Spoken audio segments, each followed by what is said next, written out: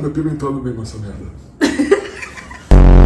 Fala pessoal, aqui quem fala é Tainara Taquá. Esse aqui é meu amigo Joca e a Mandu.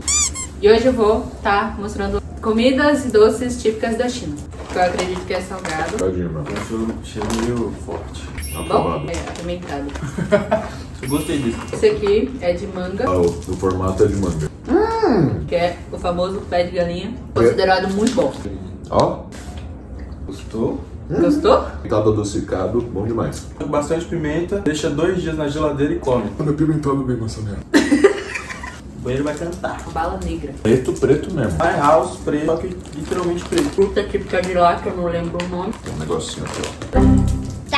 Muito famosa lá na China. Mais velhos que existe desde a época deles. Essa casquinha é pra É comer. arroz. É proteção contra insetos. Que tecnologia da hora, usa papel de arroz pra não ter bicho, tá ligado?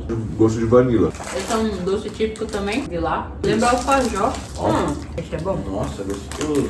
Resultado, esse aqui é melhor do doce esse. A de bala é o tradicional daqui. Gostei do de frango, saco. O que eu gostei mesmo é o pé de galinha. O pé de galinha é bom. Você fala Hao Tzu.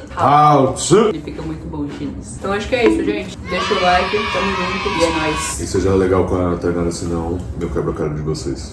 Calma.